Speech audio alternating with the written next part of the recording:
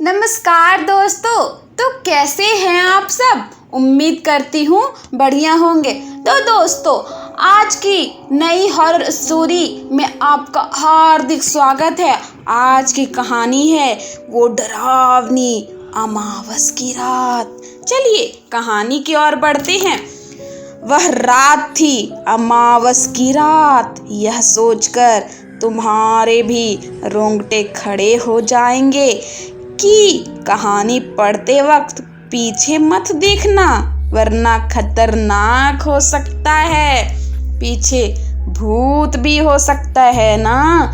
सोच लो, देखना मत। देखोगे ना तो जाओगे। मत देखो, चुपचाप कहानी सुनते रहो।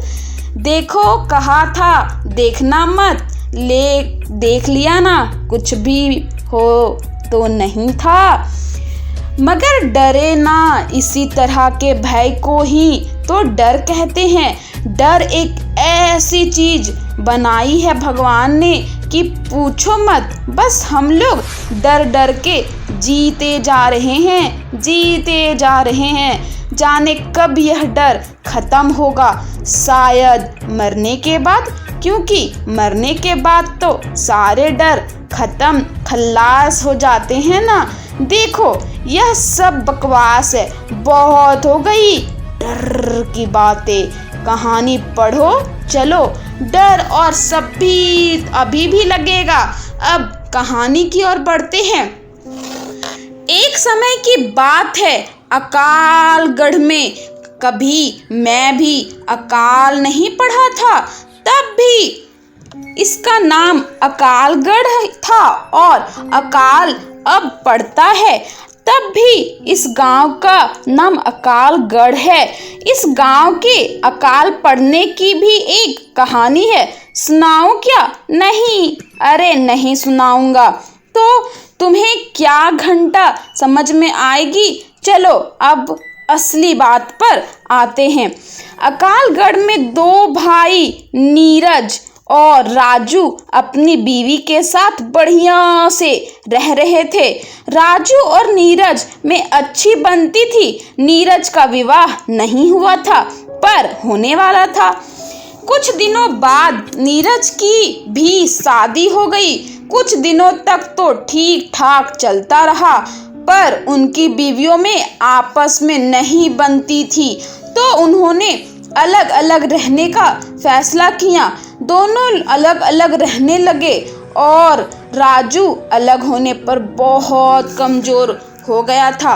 पहले वह भाई नीरज के साथ थोड़ा बहुत काम काज कर लिया करता था, पर वह दिन दिन और कमजोर होता गया और उसकी आर्थिक स्थिति खराब हो गई। और नीरज अपना कामकाज सही करता रहा। उसने अपनी मेहनत से काफी अनाज खेत से उगाया। वह सब देख देख कर उसका भाई राजू बहुत जलता था, पर नीरज अपनी तरफ से सही था। एक दिन राजू और उसकी पत्नी ने मिलकर नीरज की पत्नी को रात में मार दिया। नीरज किसी काम से बाहर गया हुआ था।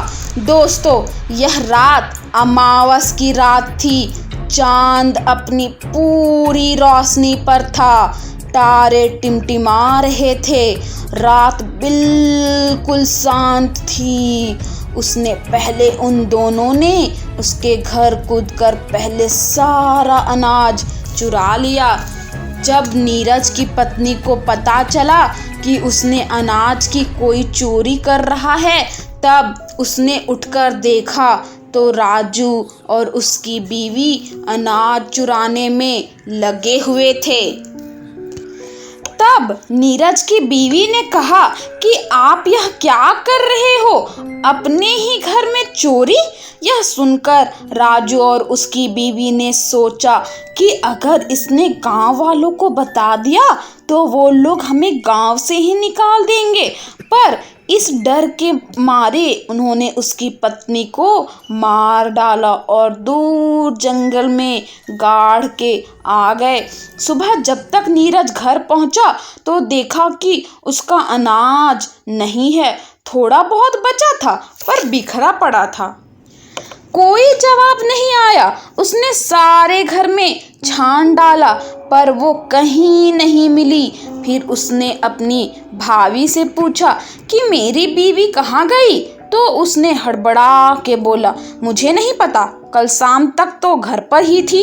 इतना पूछकर उसने पड़ोसियों से पूछा तो किसी ने कहा पता नहीं, और किसी ने बताया शाम तक तो वो घर पर ही थी। बहुत घबरा गया और कुछ लोगों को बताया कि घर का सारा अनाज किसी ने चुरा लिया है और मेरी बीवी का भी कुछ पता नहीं है कि वह कहाँ है। वो उसने घर जाके फिर देखा तो उसे उन गेहूं से एक चाकू मिला और कुछ खून भी पड़ा था। उसे सब कुछ समझ में आ गया कि उसे किसी ने मार के सारा अनाज चुरा लिया है। तब उसने अपनी छत पर जाकर देखा तो उसे कुछ अनाज भी गिरा मिला। तो उसे अपने भाई राजू पर शक हुआ, पर नीरज वैसे भी अपने भाई राजू की बहुत इज्जत करता था, इसलिए उसने कुछ कहा नहीं। तब एक दिन राजू ने कहा कि तू अकेला मत रह, हमारे साथ ही आ जा, हम साथ ही रहेंगे। वह राजू को मना तो नहीं कर सकता, इसलिए उसने साथ मार कर मन को रहने लगा। गांव के कुछ लोग उसकी बीवी को गंदी औरत कहने लगे और कहते थे सारा अनाज लेकर भाग गई। बेचारा नीरज अकेला रह गया। चुड़ैल कहीं कि यह सब बातें उसे सुनने को मिल रही थी। वह बेचारा क्या करता, अपने भाई को कुछ नहीं कह सकता था। एक दिन की बात है, गांव के कुछ लोग जंगल से लकड़ी लेने गए थे तो वे लकड़ी काट ही रहे थे। तब उन्हें किसी स्त्री के रोने की आवाज़ सुनाई दी तो उन्होंने कहा कि इस जंगल में कौन रो रहा है? कहीं कोई रास्ता तो नहीं भटक गया? तो वो लोग जिधर से आवाज़ आ रही थी उसी तरफ चल दिए। कुछ दूर चलकर उन्होंने देखा कि एक औरत एक पेड़ के नीचे बैठकर रो रही है। जब तक वो उसके पास पहुंचते वह गायब हो चुकी थी। उन लोगों ने जब इस तरह का दृश्य देखा तो वो घबरा गए, उन्हें तो पसीने छूटने लगे। तब एक आवाज़ आई कि अब तुम लोग कभी भी इस जंगल से लकड़ी नहीं काटोगे और जो भी यहाँ लकड़ी काटने आएगा वो जिंदा वापस नहीं जाएगा। और तुम लोग मुझे चुड़ैल कहते हो ना, तो चुड़ैल सही, आज से तुम्हारे गांव में कभी पानी नहीं बरसेगा, तुम लोग भूखे मरोगे। यहाँ सिर्फ अकाल पड़ेगा और अमावस की रात, हर एक रात को लाश तुम्हारे गांव में जरूर मिलेगी। जाओ तुम सब गांव वालों को जाकर बता दो, आज से 3 दिन बाद अमावस है। एक आदमी की मौत जरूर है, जिसने भी मुझे मारा है वो बचेगा नहीं। मेरा अनाज खाकर मुझे चुड़ैल कहते हो? गांव वालों, मैं तुम्हें छोड़ूंगी नहीं। आज मैंने तुम्हें बख्श दिया है। जाओ जाओ, जल्दी यहाँ से चले जाओ, मेरे जंगल से मुझे अकेला छोड़ दो। जाओ, मुझे तैयारी करनी है।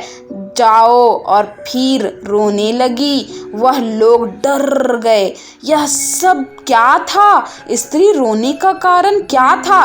एक आदमी बोला, अरे वह कह रही थी कि मेरा अनाज चुरा लिया और मुझे मार दिया। इसका मतलब यह नीरज की बीवी थी जिसे किसी ने अनाज के लिए मार डाला है और वह अब चुड़ैल बन गई है। तभी एकदम एक भयानक चेहरा उनके सामने आया। तुम लोग अभी तक गए नहीं? जाओ, यहाँ से, वरना मैं तुम्हें भी मार दूंगी। उनके तो होश उड़ गए। भागो भागो चुड़ैल चुड़ैल, ऐसा कहते हुए वह गांव पहुंचे। सारे के सारे हाँफ रहे थे।